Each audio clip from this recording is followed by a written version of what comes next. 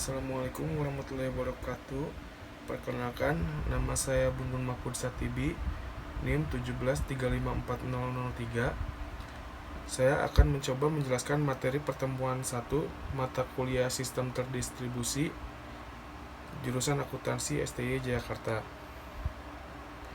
Poin-poin yang akan saya jelaskan, yang pertama yaitu pengertian sistem terdistribusi, yang kedua karakteristik sistem terdistribusi, yang ketiga model dalam sistem terdistribusi, yang keempat contoh sistem terdistribusi, yang kelima karakteristik umum. Apa itu sistem terdistribusi? Yang pertama, satu sistem di mana beberapa komputer pada jaringan saling berkomunikasi, berkoordinasi, dan bekerja sama dengan cara saling bertukar pesan atau message. Yang kedua, sebuah kumpulan komponen yang dijalankan pada komputer yang berbeda. Interaksi ini dicapai dengan menggunakan jaringan komputer. Yang ketiga, sebuah sistem terdistribusi terdiri dari kumpulan komputer otonom terhubung melalui jaringan dan sistem operasi terdistribusi perangkat lunak yang memungkinkan komputer untuk mengkoordinasikan kegiatan-kegiatan mereka dan untuk berbagi sumber daya sistem, sehingga pengguna merasakan sistem sebagai komputer single, fasilitas komputasi terintegrasi. Atau dapat disimpulkan, sistem terdistribusi adalah sekumpulan komputer otonom yang terhubung ke suatu jaringan di mana bagi pengguna sistem terlihat sebagai satu komputer. Komputer otonomi, walaupun komputer tidak terhubung ke jaringan, komputer tersebut tetap dapat berjalan dengan menjalankan sistem terdistribusi. Komputer dapat melakukan koordinasi aktivitas dan berbagai sumber daya seperti hardware, software, dan data. Karakteristik sistem terdistribusi. Hal yang diperhatikan dalam membangun sistem terdistribusi, yang pertama, transparansi atau kejelasan. Yang kedua, communication atau komunikasi.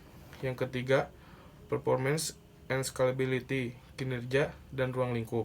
Yang keempat, heterogeneity atau keanekaragaman. Yang kelima, openness atau keterbukaan. Yang keenam, reliability and fault tolerancy atau kehandalan dan toleransi kegagalan. Yang ketujuh, security, keamanan. Komposisi. Yang pertama, komponen-komponen ini bersifat otonom, yaitu memiliki kontrol penuh atas bagian mereka setiap saat. Komponen harus menyediakan interface untuk dapat digunakan satu sama lain. Yang terakhir ada komponen yang digunakan oleh hanya beberapa pengguna, tetapi tidak digunakan oleh orang lain. Hal ini menguntungkan memiliki komponen ini karena berada pada mesin lokal saja. Model dalam sistem terdistribusi. Yang pertama, model arsitektur. Yang kedua, model interaksi. Yang ketiga, model kegagalan.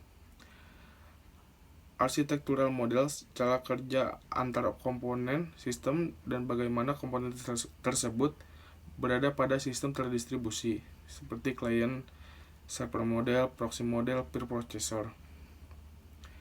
Client server model client server biasanya berbasiskan protokol request atau reply. Yang kedua, proxy server menyediakan hasil copy atau replikasi dari resource yang diatur oleh server lain, dipakai untuk menyimpan hasil copy web resource. Yang terakhir, peer process, proses berinteraksi tanpa adanya perbedaan antara klien dan server. Contoh sistem terdistribusi. Yang pertama, local area network. Yang kedua, database management system. Yang ketiga, automatic teller machine network. Yang keempat, World Wide Web. Local area network yaitu sebuah jaringan area lokal terdiri dari sejumlah komputer yang berbeda, workstation, dan komputer pribadi memberikan front end untuk pengguna jaringan. Yang kedua, server yang berbeda memberikan layanan bersama. Yang ketiga, satu atau beberapa file server jaringan menyediakan layanan penyimpanan data. Yang keempat, setiap workstation dan PC selanjutnya menyimpan file pada disk dikelola oleh file server.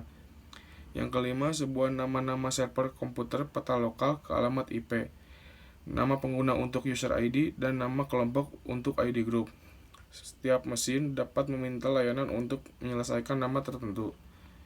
Yang keenam, satu atau beberapa server print mengontrol akses ke printer, workstation, dan PC bersama memiliki pekerjaan pencetakan server untuk mereka. Yang ketujuh, komponen lain menyediakan gateway ke jaringan area luas. Database Management System. Aplikasi klien yang berbeda ingin mengakses dan memperbarui data bersama dalam database. Aplikasi klien mungkin sistem perbankan, lembaga real estate, maskapai tiket, sistem reservasi, mengakses data seperti saldo rekening bank, rincian dari properti yang akan dijual, atau membiarkan atau pesawat terbang dan data pemesanan pesawat.